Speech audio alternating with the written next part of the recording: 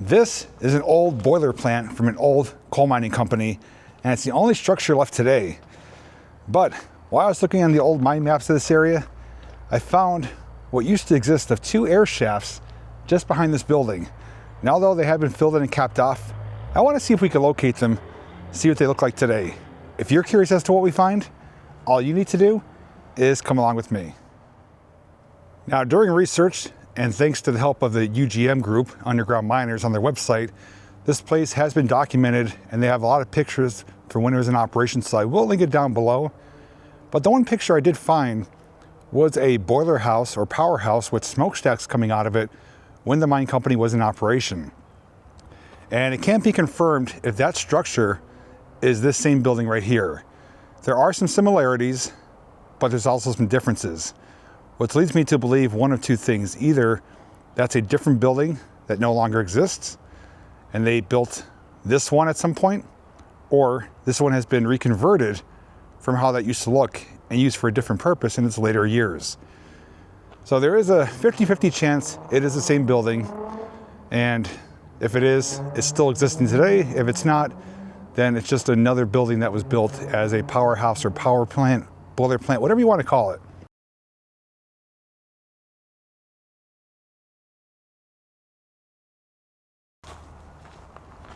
Now, before we go looking for those capped off air shafts, let's check out this building first.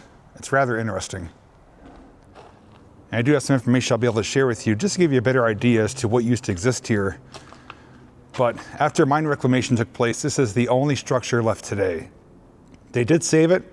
I don't know for what reason or purpose other than just to have something to remember of what used to exist. But regardless, it is here, but in deplorable condition.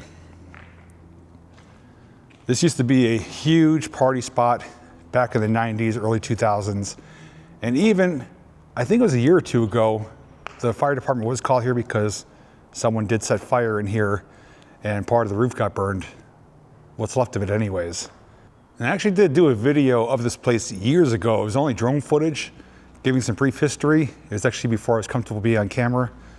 So I'll link that down below as well if you want to see what this looks like from the air when it was a little bit better condition than what it is today here in 2025. A couple things we could point out. First off is the large overhead gantry crane would have rolled on those steel beams, actually rails. Those are actually railroad tracks that it rides on. And almost a type of train wheel with a gear behind it. So it rode on railroad tracks on top of the beam the entire length of the building. I just noticed that now. It's actually like a bump stop over there too, so the wheels can't go any further and kind of derail itself. And directly above us here, I believe, because I actually brought RJ here a few months ago, we were just checking it out. This is a heating unit. There's a blade inside and some piping going to it. It looks like for gas lines or oil. So a couple conflicting thoughts, because as I've showed you, I'll show you again, this does show up as the boiler plant. This is the building label is that on the old mine maps. And those maps are, for as far as I know, pretty accurate. But I'm thinking now, this may have been used for other things in its later life. And it was no longer operating as a boiler plant because other than lifting the boilers in or out, I don't know why they would have an overhead gantry crane. I also don't know why they'd have a heater in here if this was a boiler house producing heat and power.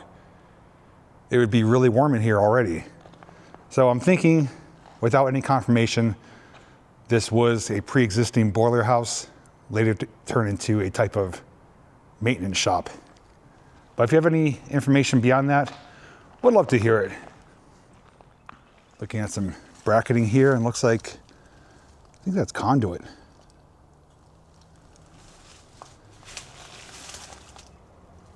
Primarily brick, some concrete. This had a wooden roof above it here. This almost appears like an extension off the main building. And whoever makes these graffiti pieces gets around. I've seen that same image, just variations of it, all over the place, including Concrete City.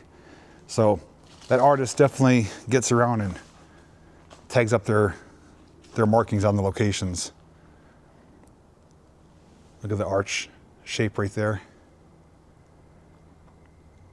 Now right here, this again appears to be rail, like the top part of the rail missing the bottom flange. And that appears to be a type of hopper. You can also see where something was posted here. Large, like telephone poles, if you want to call them that. This room was divided off, cinder block wall right there.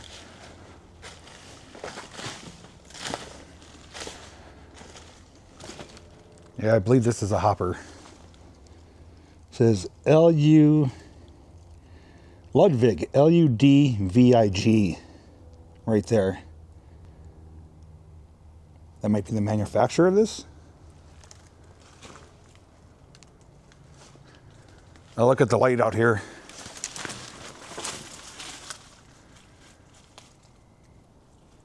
Looks like this was like another bay door here where that light is.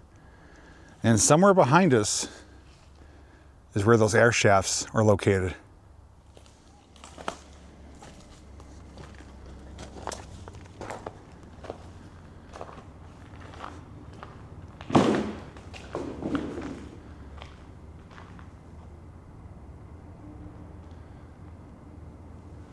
That would have rolled across, would have been cables coming down to lift up and move items. This looks like a big electrical panel area right here.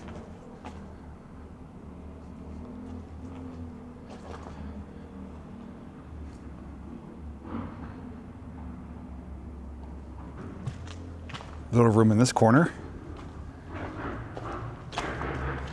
And I actually rode my bike here over the summer. Got some pictures of it inside here. And when I did, this bike here was laying out here, for the most part, just a scrapped bike. But it appears it's been burned since then. Might be two bikes here, actually. This might have been a small office.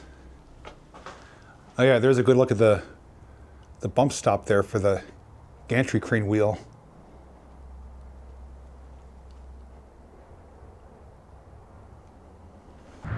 Sounds like we might get some visitors. There's a few things I could share with you to help you understand better about what this place was when it was in operation. So this location was the original Moffett breaker, also known as the New Taylor breaker. It was built by DL&W, Delaware, Lackawanna, and Western Railroad between 1915 and 1916. And that's actually the same railroad company that built Concrete City in Nanticoke. So that may sound familiar, that's why.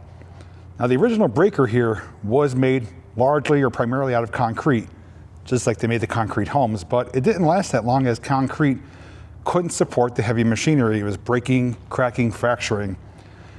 And that makes a lot of sense because primarily any breakers we've ever seen, for the most part, are made out of steel and iron. In 1920, an individual named W.Y. Moffett acquired the breaker, officially turning it into the Moffett Breaker Moffett Colliery. At its peak around 1942, over 4,000 workers were employed here. The company closed in 1969 and the breaker was demolished in 1980. Sometime though, in the 1990s, the two air shafts that we're going to locate were filled in and capped off. Those air shafts went straight down to the mines to provide fresh air ventilation for the miners. And sometime between 2005 and 2010, mine reclamation took place here, transforming the landscape to how we see it today. There used to be other structures, a lot more ruins and equipment here, but that's all gone now. It's basically a big open field, and what you see here, this one lone structure. Now, since this was built by a railroad company, DL&W, they obviously serviced this facility. So on the other side of this wall was an open area with numerous rails coming around, basically holding lines for empty and loaded coal cars. And the breaker was just on the other edge of the property, close to that's really loud, close to a pond that still exists today. transformed a little bit, but the pond was there when this breaker was in operation, and the breaker itself sat right at the forefront of that pond. So the rails were just next to the breaker, next to this building here. Now, I was never here in this building before the mine reclamation took place. I've been around this area. It used to be a great riding area, a lot of silts and mounds, and there's actually an area back this way, which I call the modern wasteland. I did a video on that, I believe last year, and that's actually being transformed now as we speak. I think they're gonna be building something back there, but this whole area was just big coal and silt piles until the reclamation took place. They eliminated a lot of that, and what's left of it today is even going away even more. But I wish I got here before the reclamation took place, because friends of mine, people I went to high school with, used to party here, used to be here all the time as their hangout spot. And they described something rather interesting to me, that there's a basement to this supposedly, and that when they went in one room, they came out the other side. Like, it's like they walked in and came out the same direction, but on the other side. That doesn't make sense at all. I don't know how that would be possible. Maybe it was too much alcohol, who knows? But I can't rule it out that there is not a basement beneath us, because what I'm walking on right now is essentially a false floor. It looks like it's been filled in. There's metal grates here that cover up what would have been a pit area. And a pit area basically having maintenance shops, heavy equipment shops, even regular car garages for doing like simple oil changes, inspections, stuff like that. So at one time, I believe there was a false floor here, a pit area, and most likely was for servicing equipment. That also would make sense why there's an overhead gantry crane. So I think at one point in its life, this boiler plant became a maintenance shop. Well, I think we've seen everything we can in here. Let's head outside and look for those air shafts. Nothing but an empty field today, but as I mentioned, numerous railroad tracks came right through this property, and the breaker would have been right down here in front of us. Even out here, I'm finding more evidence. Looks like some more train tracks right there. It's like a miniature or narrow gauge. Now, the DL&W, as far as I know, would have operated on standard gauge, so those would have been either for mine carts or for building material, structural integrity. And I don't think this is going to be hard at all to find the air shafts, because they actually stand out like sore thumbs. If you look straight ahead, there's a little tree right there.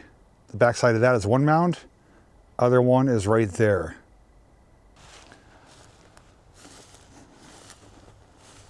Safe to say that nature is reclaiming this area.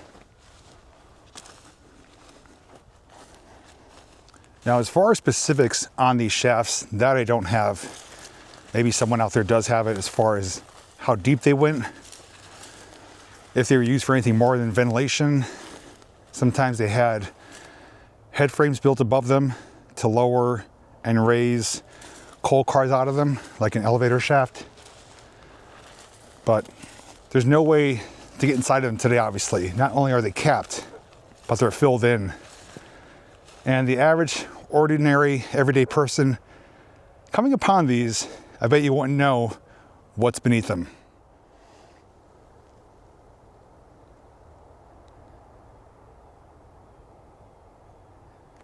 And here we are. Nothing more than just 2 mounds of material.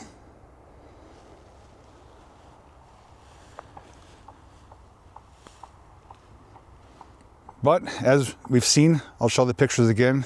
There was like a concrete frame around it, and there's a vertical shaft going straight down into the mine workings.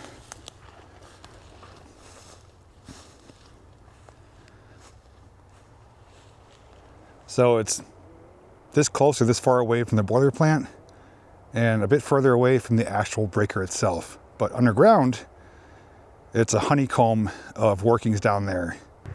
Well, here I am, standing on top of an air shaft.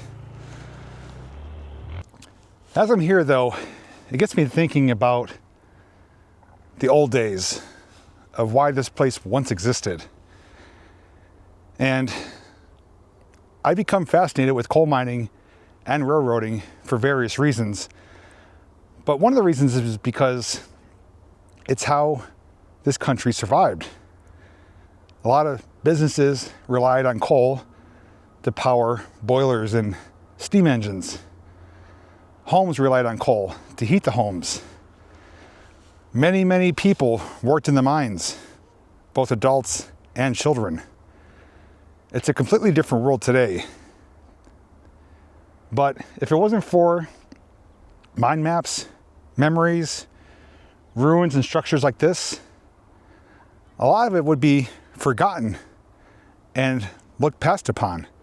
And newer generations coming into this world are not going to know nearly as much as people that lived through it, or people like myself sharing it today. And that's why I make these videos, to educate not only myself, but people who maybe aren't familiar with the coal mining industry, what one used to exist, why certain things were there, why they're no longer there, showing you some of the structures like that that had possibly more than one life during its operational days. So although today there's not much to see, when you stop and think about what used to be here, and knowing that over 4,000 men worked here, it's kind of mind-blowing. And this is just one colliery site amongst probably hundreds in the region here, but within Northeast Pennsylvania. And this one is right between Scranton and Wilkes-Barre, but they're all over the place here in the anthracite region. I've said time and time again, if I only had a camera back in the 90s, even though YouTube wasn't a thing, just to have that footage of the places I used to explore and the things that used to exist. So many of them have been ripped down, torn down, built upon, that the sites are completely unrecognizable. But at least places like this, the Huber Breaker site, and many others still keep the history alive. If you did enjoy this video and want to see others like it, I do have a mining ruins playlist down below. It has everything from underground mine explorations to more places like this. Feel free to check it out. And I do have another location like this in mind that involves the mind maps. And that one is going to be more in depth. It's going to be an anthracite investigation as we go looking for some things that I stumbled upon accidentally. Until then, everyone, thanks for watching. As I make my way out of here, I'll see you in the next video.